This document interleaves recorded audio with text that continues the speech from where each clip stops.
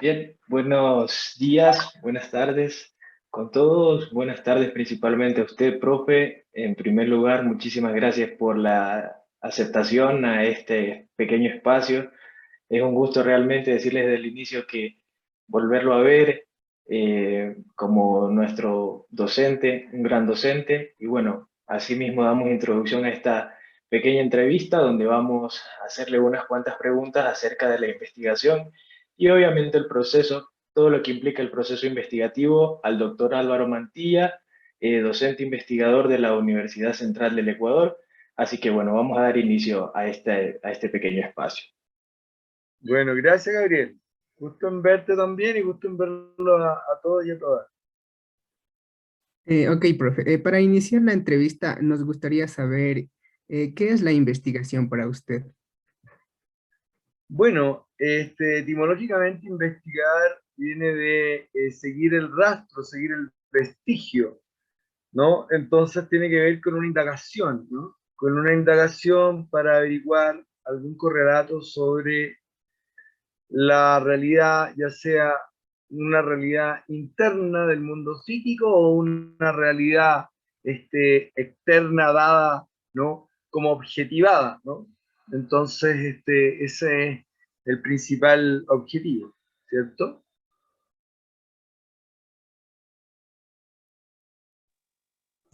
Gracias, profe. Yendo como en la misma línea, lo que nos interesaría saber es cómo pueden surgir las ideas para empezar una investigación. Vale, Alice. Bueno, las ideas en fundamento vienen dadas por la dialéctica que uno tiene, ¿no?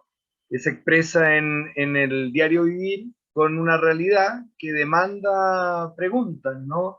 Demanda que se interrogue a la realidad, que se interrogue a las vivencias, y entonces ahí surge una tensión del desconocimiento, ¿no? ¿Por qué ocurre un fenómeno? Puede ser un fenómeno intrapsíquico, como decíamos al principio, un fenómeno objetivable en la realidad, la construcción de la realidad social, que demanda respuesta, ¿no? Que hay zonas grises o zonas oscuras en las cuales tú no tienes una respuesta clara, ¿no? Y la sociedad, la estructura muchas veces te demanda, ¿no?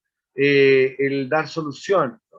Entonces de ahí, por ejemplo, pueden ser soluciones, por ejemplo, para que se entienda, desde nuestro punto de vista, soluciones de las problemáticas, por ejemplo, de violencia intrafamiliar.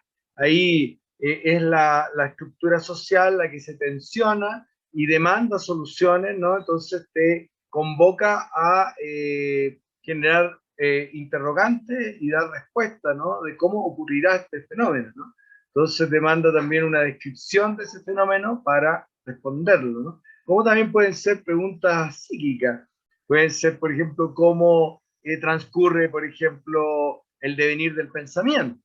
Eso no está objetivado, pero sí, o sea, por lo menos no está puesto en un allá afuera, sino que está puesto en un adentro, entonces tú puedes hacer una investigación observacional fenomenológica al respecto. Entonces es una tensión que demanda una respuesta, ¿no? En unas zonas grises o unas zonas oscuras o también unas zonas en donde hay un debate, en donde la solución del campo académico o del campo investigativo no te satisface.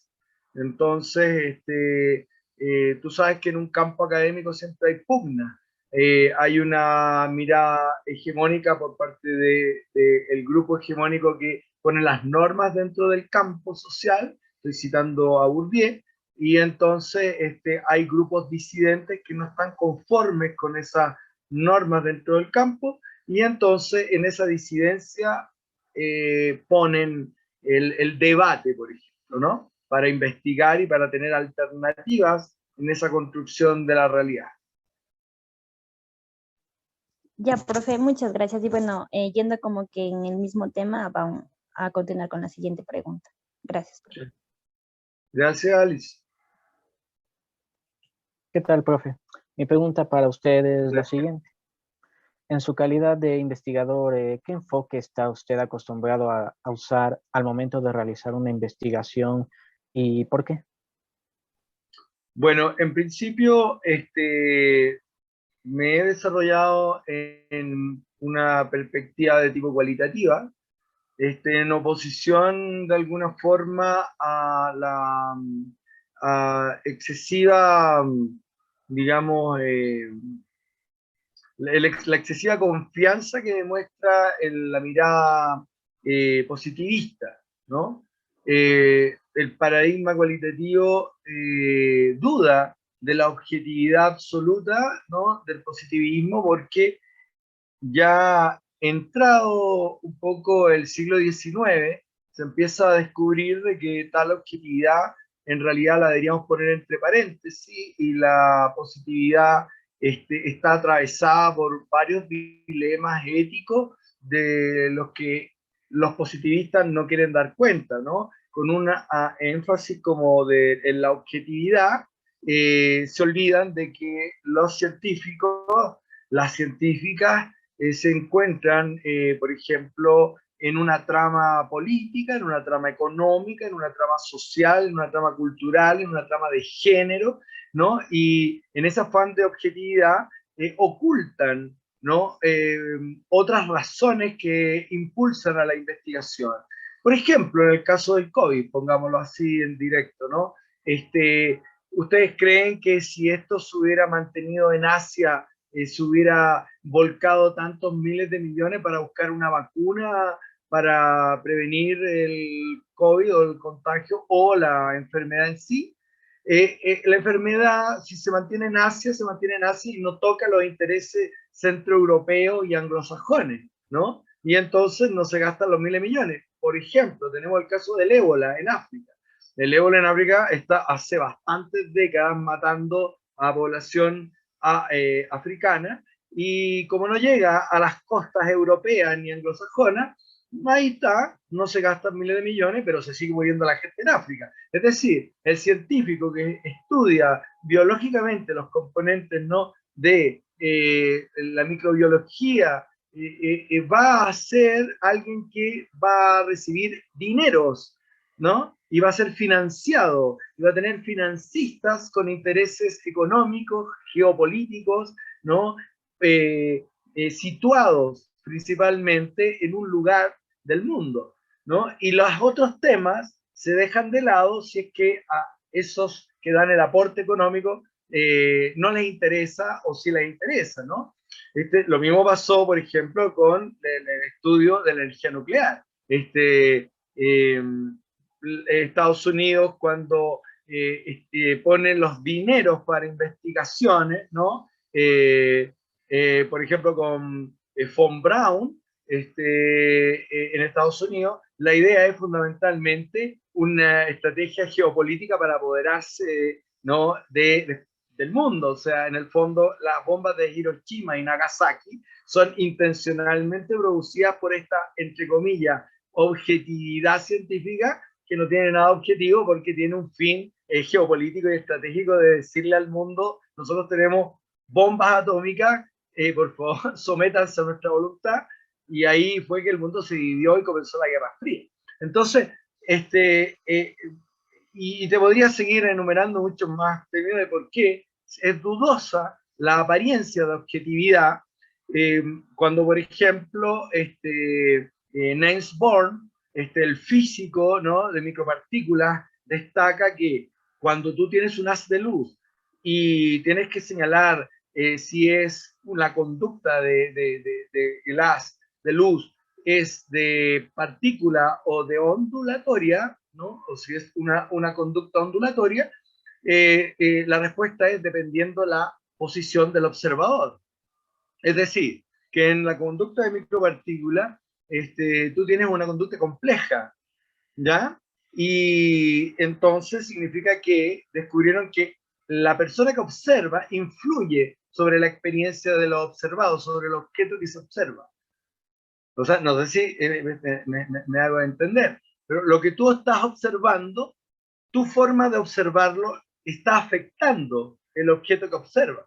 O sea que hay una influencia, ¿no?, del observador sobre el observado. Es por eso que en la ciencia humana y en las ciencias sociales en general nunca ocurrió el sueño dorado ¿no? De, por ejemplo, los positivistas de trasplantar el positivismo de las ciencias naturales, ¿no? En donde tú afectabas, por ejemplo, químicamente un elemento y tenía una transformación causa-efecto que podías replicar en cualquier momento y si estaban las situaciones y las condiciones adecuadas. Por ejemplo, en la experiencia humana no ocurre. ¿Y por qué no ocurre? Porque somos seres justamente que estamos en un lugar más cercano a las teorías de las micropartículas como una complejidad, ¿no? Por eso que el conductista nunca logra el deseo, ¿no? de predecir y de calcular la conducta humana, ¿no? Entonces, ahí nace las miradas críticas al positivismo, ¿no? A finales del siglo XIX, principios del XX, con, por ejemplo, la mirada fenomenológica, ¿no? De un Dilthey, ¿no? O de un Edmund Husserl, ¿no? Las miradas hermenéuticas, ¿no? Que ya son más de la psicodinámica, ahí la crítica freudiana o junguiana, ¿no? Utilizando la hermenéutica, y todas las líneas gestálticas o la misma sistémica familiar del segundo orden, ¿no? Que pone la realidad, ¿no? entre paréntesis, ¿no? Porque sospechan de esa realidad tan parsimoniosa que se vende tan barato desde el positivismo. Bueno, esa podría ser, mi respuesta podría ampliártela, pero creo que es suficiente. Buenas Gracias, profe. noches, profe. Hola. Otra pregunta, siguiendo con esto, es ¿qué característica cree que debe tener una investigación para que pueda generar confianza en la comunidad científica? Bueno, una de las cosas fundamentales es transparentar el proceso investigativo. Por ejemplo, siguiendo con una propuesta que tiene Pierre Bourdieu, en la parte metodológica, transparentar cómo un investigador o investigadora está implicado emocionalmente, afectivamente, políticamente, etcétera, en la propia investigación, ¿no?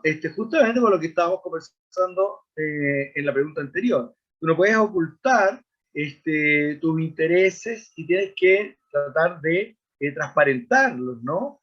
Si tú tienes una intencionalidad, ¿no? Con respecto a la investigación, tienes que debatirla, discutirla y transparentarla. La comunidad científica tiene derecho a saber cuál es tu posición, por ejemplo, si tú, por eso que en el marco teórico, hoy en día se pide que tú señales cuál es tu paradigma, desde donde tú vas a leer, ya sea tu trabajo de campo, los documentos que vas a utilizar, o vas a hacer la interpretación de la entrevista. ¿Cuál es tu paradigma, no? Transparentarlo, ¿no? Entonces tú dirás, bueno, yo soy de la teoría crítica, o yo soy fenomenológico, o yo soy de paradigma interpretativo, voy a trabajar con interaccionismo simbólico. Eso es lo primero. Lo segundo es que tú recojas el diálogo de la forma más pura con las personas con las que vas a trabajar. Por ejemplo, es muy peligroso desde mi punto de vista, ¿no? Que ahí puede haber un debate, no sé, ahí podemos tener un debate con otros colegas, pero cuando, por ejemplo, se hacen las encuestas, las famosas encuestas, ¿no? Que tú las encuestas las saques desde los, entre comillas, expertos o expertas en la materia, ¿no? Porque un tipo hace 5 años pasó durante 10 años investigando algo, ¿no? De las comunidades obreras o campesinas de algún lugar o pescadoras, va a diseñar las preguntas de la encuesta. Yo creo que no, yo creo que yo soy más bien de la idea de que las preguntas salgan de las propias personas dialogantes, como decía Blanca Muratorio, ¿no? Una maestra que tuve, en donde tú no tienes un informante clave.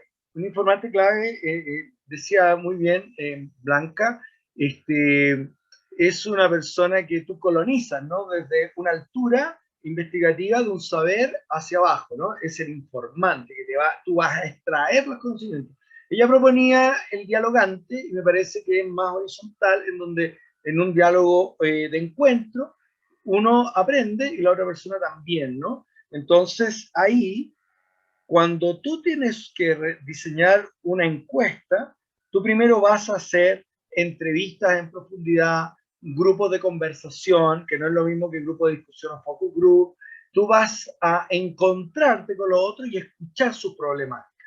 Una vez que tú recoges las problemáticas que tienen, por ejemplo, un grupo de adolescentes, un grupo de pescadores, un grupo de comunitarios de un lugar, es que tú con las palabras de las propias personas construyes las preguntas de la encuesta, ¿no? No el experto imperial que tiene ahí en su oficina, sus cuatro paredes, ¿no? Iluminado por Dios, ¿no? O por algún ángel, ¿no? Las preguntas exactas. Hay que tener mucho cuidado, por ejemplo, con armar cuestionarios, porque en un cuestionario tú dejas fuera un montón de problemáticas que le pueden estar ocurriendo a una comunidad o a un grupo humano.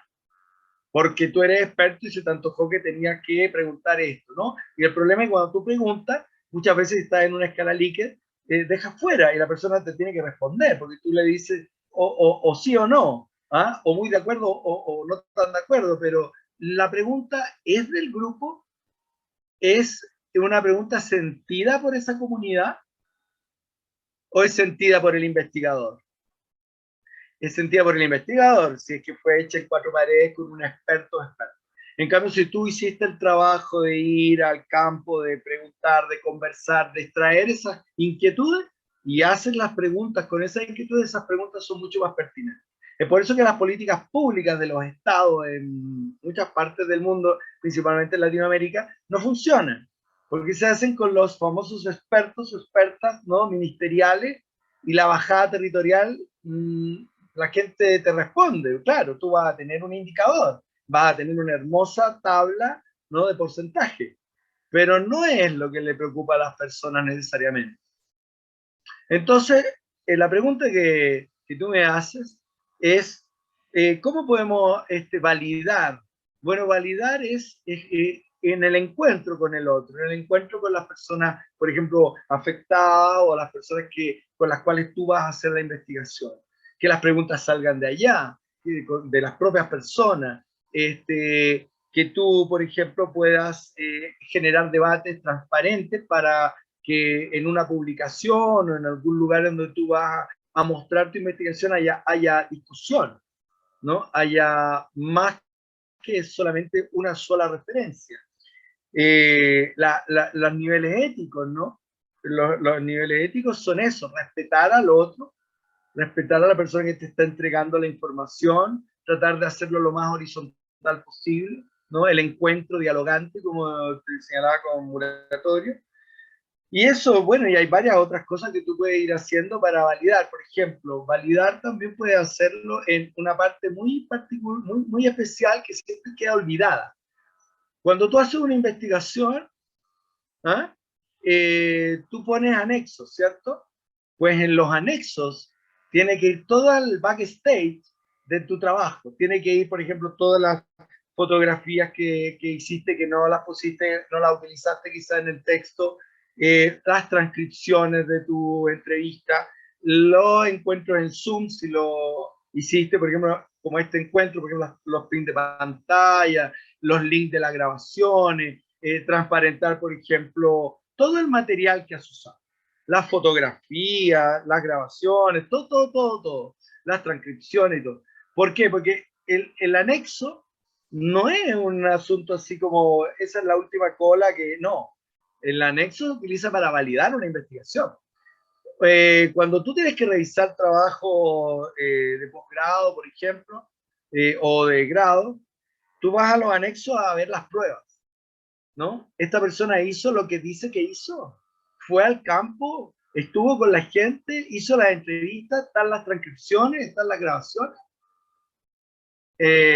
Ahí es como ir atrás del escenario, ¿no? Y entonces descubrir todo el andamiaje que sostiene ese escenario. Vale.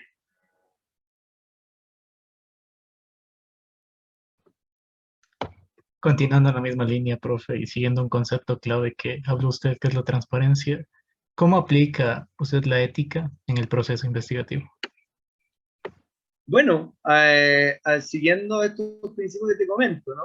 Para mí el encuentro fundamental con un otro no es de extraer conocimiento de un poblador, de una persona, un obrero o alguien con el cual yo estoy dialogando, sino que es una conversación, un encuentro en donde ambos nos transformamos en esa praxis de encuentro, ¿no? Respetando entonces éticamente al otro como un igual. Yo no sé nada, por ejemplo, de una comunidad de pescadores, o no sé nada de siembra, o no sé nada, por ejemplo, de las técnicas mágicas de un yacha. Soy un ignorante en ese mundo, entonces esa persona me va a enseñar. Yo llego en la ignorancia absoluta a preguntar, pero con esa inquietud de preguntar en la honestidad. Y eso genera un encuentro, ¿no? Un encuentro de diálogos, de diálogos. Entonces, eso en principio. Segundo, transparentando todo lo que yo hago en backstage, como dije, ¿no? Presentando todo lo que me ha aportado el trabajo de campo y transparentándolo. Segundo, generando debates, pues generando debates y conversatorios que lamentablemente no se dan muy frecuentemente en los espacios, ¿no? O sea, no hay muchos espacios de debate, de discusión, ¿no? No hay muchos espacios de encuentro. Pero lo que se puede hacer es intentar publicar, y entonces en las publicaciones tú tienes la oportunidad de que haya una réplica o una dúplica de tu publicación para un debate, qué sé yo. En general, esas cosas. También hay un punto muy polémico últimamente con el tema de, por ejemplo, de la confidencialidad. Porque fíjate que cuando tienes que hacer entrevistas o actividades con otros que se encuentran catalogados como en un área vulnerable o vulnerada, tú tienes que mantener el anonimato, tienes que mantener el secreto y el sigilo, ¿no? Ético. Me refiero con los nombres, con la identidad de las personas o con la identidad de la localización donde tú estás trabajando, para que no se vean afectados y afectadas. Pero, por ejemplo, hay muchos, veo muchos que están inventando ahora unos protocolos en donde las personas tú les pides que tienen que firmar el consentimiento informado, ¿ya? Y poner la cédula, poner el nombre. Pero si yo estoy trabajando, por ejemplo, con un grupo de chicos consumidores de pasta base, ¿no? Que se juntan en alguna plaza, algún lugar, pregúntense, yo les voy a pedir la cédula, les voy a pedir el nombre. Es ridículo, es ridículo. ¿Ya? O si yo estoy trabajando con gente, por ejemplo, trabajadoras sexuales, o si estoy trabajando con personas que viven en la calle en forma subalterna, ¿no? Con economía clandestina. Yo no puedo. Entonces, a ver, ¿cómo está eso? O sea, yo puedo informar que estoy obviamente haciendo una investigación, que yo estoy haciendo esto otro, qué sé yo, pero de ahí a extraer datos, nombres, cédula, por favor, hay que ubicarse. O sea, hay investigaciones que sí, pero hay un montón de investigaciones del mundo, sobre todo de la psicología social, de la psicología comunitaria, de la psicología política, ¿no? En que tú no puedes, porque tú no sabes, o sea, estas cosas se publican o alguien se mete y, ¿no? Imagínate que en Colombia estuvieran haciendo un trabajo de investigación con ex guerrilleros o gente que está en espacios conflictuales políticos, los matan, pues, los andan buscando, ¿no? Entonces hay que tener cuidado con eso, hay que tener cuidado con esta idea de que, claro, tú tienes el deber de informar a los sujetos de qué se trata una investigación. Pero ojo con estos consentimientos informados que se toman yo creo que la gente que inventa eso hacía per se, como a rajatabla para todo el mundo, nunca ha hecho una investigación en la zona de los límites, de los borderline de la investigación social, en donde nunca han trabajado con gente que se encuentra en los márgenes sociales, ¿no? Como dice Wacom, un discípulo de la escuela estructural constructivista, se trabaja con gente que está en los bordes urbanos, ¿no? En los bordes de violencia, con las personas excluidas, con las personas violentadas. esas personas no te van a venir a firmar y a decir, sí, claro, véngame a buscar la policía acá, que nosotros sobrevivimos vendiendo pasta base y... ¿ah? O sea, por favor, hay que entender ahí, ¿no? Eso, pero éticamente tú tienes, sí, que informar a la gente de que estás trabajando. Pero también es difícil, porque fíjate que muchas investigaciones, me estoy acordando de Philippe Bourgeois, el director de antropología de la Universidad de California, que estuvo clandestino en Harlem trabajando y siguiendo y haciendo investigaciones sobre los vendedores de crack, ¿no? El crack es una sustancia que se deriva de la coca. Entonces, que es más fuerte y todo. Y entonces él no pudo revelar su identidad ni exactamente qué estaba haciendo, ¿me entiendes? Él lo dice. Estuvo viviendo, haciendo una etnografía durante más de 3 años, viviendo en Harlem, pero no podía decirle a la gente, oye, yo estoy estudiándolo a ustedes que son vendedores de crack y, ¿ah? Porque salís con las pies por delante.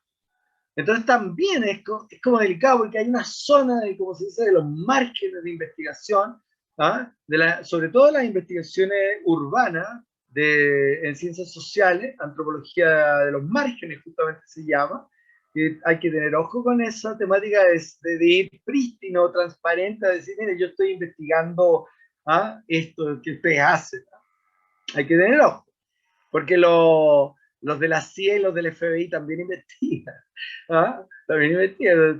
Este tipo del FBI nos va a matar, lo matamos primero, no sé. Hay que tener ojo. Y estamos hablando de una persona destacadísima en el mundo de la investigación como Philippe Bourgeois, que ahora es director de la Escuela de Antropología en California. Entonces hay que tener ojo con eso, ¿no? Hay que tener esos criterios y yo los pongo a debate, ¿no?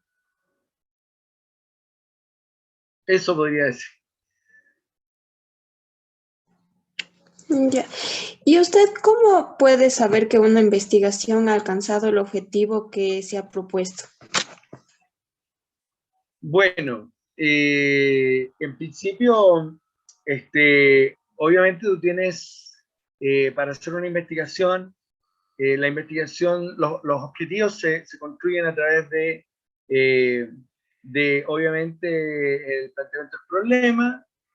Este planteamiento del problema tiene una base en los antecedentes, en todo lo que no se ha podido aclarar en las investigaciones realizadas anteriormente. Tú haces una especie de screening, de barrido, en donde descubre estas investigaciones como inconclusas, como que han dejado estas debilidades, estos vacíos, y ahí formulan la pregunta de investigación después del planteamiento del problema. Y esta pregunta de investigación nos construye, obviamente, el objetivo general y lo específico. Ahora, tus preguntas, ¿no?, de investigación y tus objetivos tienen que estar planteados en los diálogos, en los encuentros con los dialogantes, en el trabajo de campo, en tus fichas de observación, tienen que estar planteados. Ahora, lo más interesante de todo es que empiezan a responderse por sí solas cuando tú ya estás empoderado, te has empapado de tus preguntas, de tus objetivos, ¿no?, de tu planteamiento de problemas, te has empapado tanto que tu conversación, tus indagaciones, tu pesquisa, siempre está en ese entorno y en los diálogos, ¿no? Pero tiene esto un fenómeno muy interesante porque empiezan a salir muchas más cosas aparte de las que tú te has propuesto descubrir. De hecho, ahí entonces empieza a ocurrir algo que trasciende tu punto acotado de objetivo, de pregunta de investigación, de planteamiento de problema. Para hacértela más directa, cuando tú descubres que tus preguntas empiezan a ser respondidas, es cuando tú, con tus observaciones, el trabajo de campo, con tu entrevista, con tus análisis que vas haciendo constantemente, vas comprendiendo, vas revelando la pregunta, la incógnita que te has hecho, ¿vale? se te va aclarando, se te va dilucidando. Y esto necesariamente ocurre cuando tú ocupas varias herramientas y no solo una herramienta aplicada en el trabajo de campo. Cada herramienta te revela una cara del poliedro de investigación, un espacio del poliedro de investigación. Y cada herramienta, como te va iluminando una cara, la otra herramienta otra cara, y la otra herramienta otra cara, entonces es necesario utilizar varias herramientas, lo que se llama triangulación metodológica.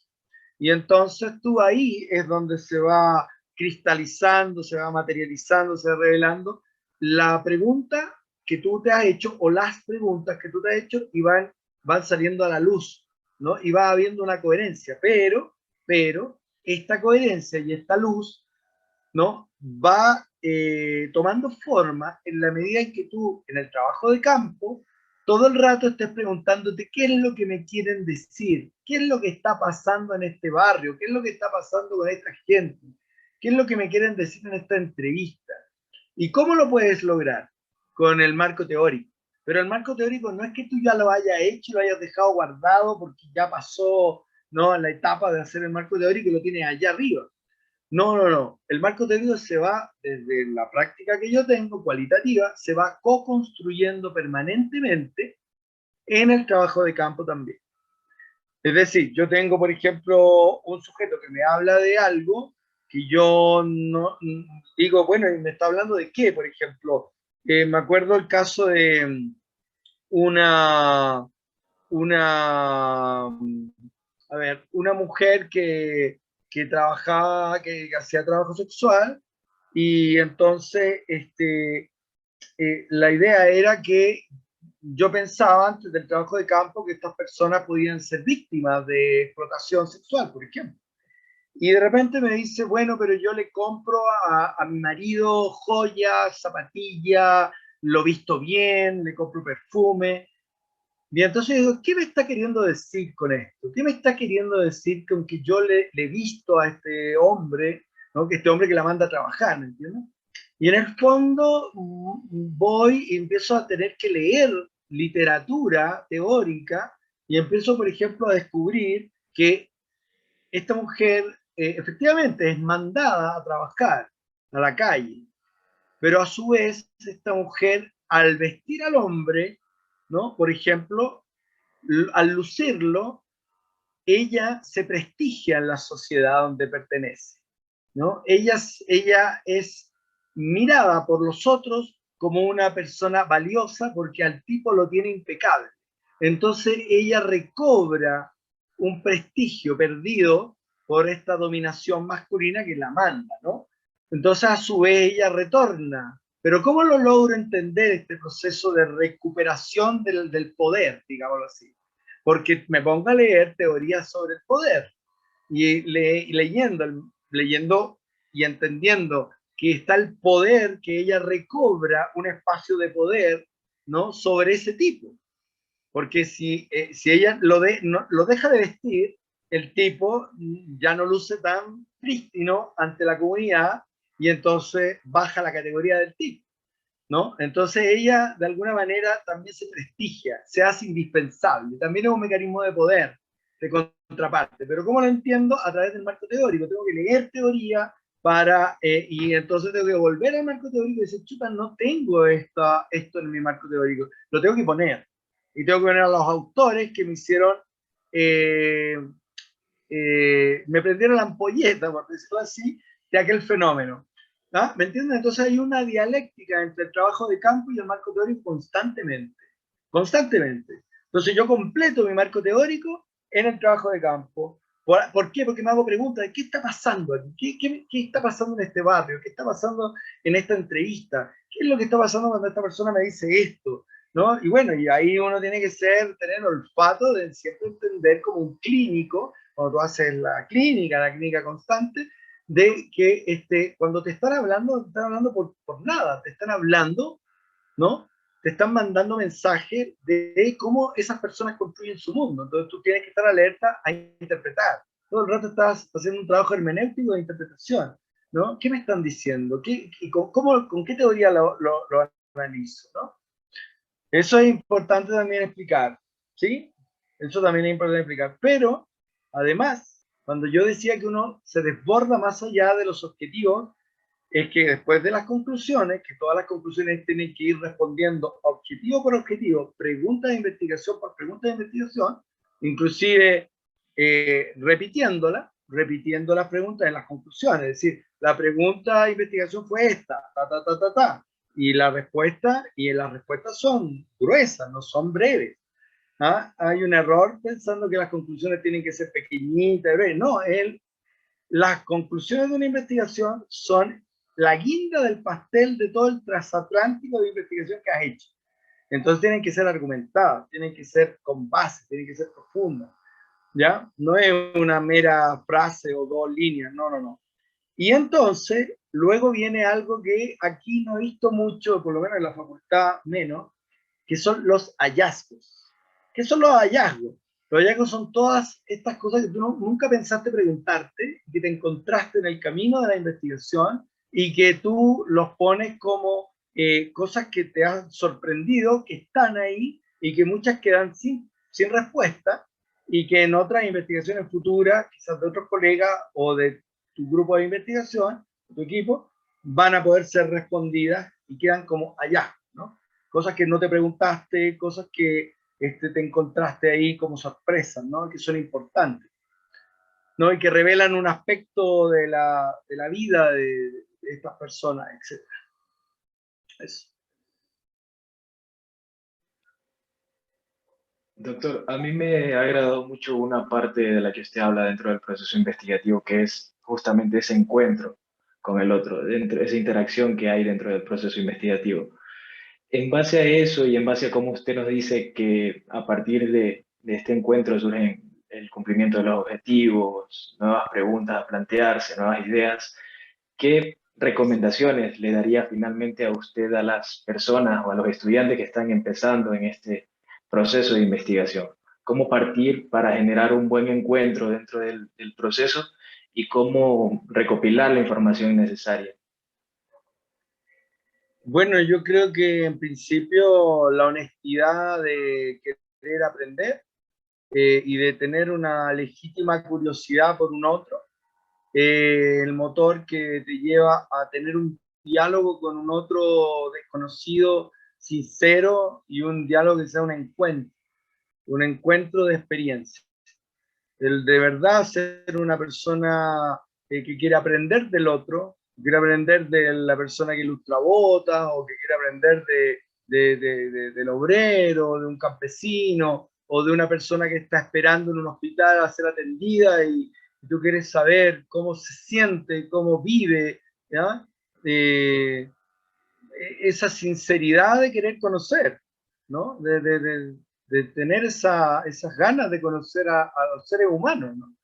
En el fondo, o sea, de ser honesto y de decir, yo no sé, quiero saber cómo es, ¿no? Cómo es que vive esta mujer, esta abuela, este anciano, este hombre o esta persona que habita en este espacio, ¿no?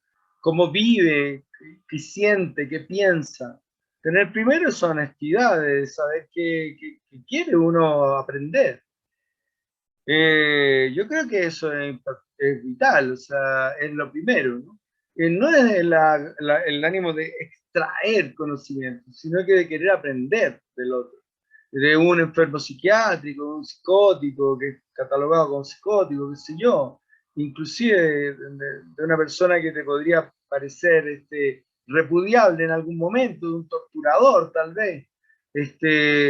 Tener la curiosidad honesta de mirar cómo es el punto de vista de esta persona ante los sucesos de su vida, de su biografía, ¿no? ¿Cómo llegó a ser lo que es hoy en día? ¿No? Cómo era de niño y se transforma, ¿no? En algo diferente. Eso es lo primero, ¿no? Eh, yo creo, mantener esa honestidad. No sé, luego cómo ordenar los procesos investigativos, creo que te podría decir que eh, lo primero es que, igual que en la clínica, explicarle a la gente que uno no memoriza todo, entonces pedir el permiso de poder grabar, fundamentalmente yo me manejo con audios, de poder grabar, porque nosotros los clínicos escuchamos. Esa es nuestra herramienta, digamos, principal. Tener una escucha flotante, atenta, una escucha activa. Entonces, porque resulta que también hay que explicarle a la persona que uno se distrae y si está tomando notas se va a perder mucho de la mirada, de estar en el intercambio, en el diálogo. Entonces, uno pide permiso, graba. Yo lo hago, por ejemplo, cuando hago clínica, grabo. Y luego aprender una buena técnica de análisis. Aprender una buena técnica de análisis de los discursos, desde mi punto de vista, ¿no? En general, todos los discursos se basan en un principio que es generar categorías, generar secuencias de significantes, y luego tener un bagaje, ¿no? Mientras más se practica, más bagaje tiene. Imagínate, hacer una u otra investigación cada vez más te va entregando un know-how, un saber hacer, un conocimiento de muchos mundos, entonces vas recopilando mucha experiencia. No sé si te respondo o quizás te queda algo más en el tintero, Gabriel, no sé. No, sí, perfecto. Y ya, como le decía, para ir cerrando, quería darle las gracias, profe, por las recomendaciones. Generalmente, lo que ha dicho ahora, por el espacio, por el intercambio de ideas y más que nada por el aporte al conocimiento, que siempre es reconfortante encontrar una persona que no solamente sepa, sino que también brinde la oportunidad a otros de tener también ese conocimiento. Así que de parte de este grupo, muchas gracias, profe, de verdad, muchas gracias por el tiempo y por el espacio. Ya, pues,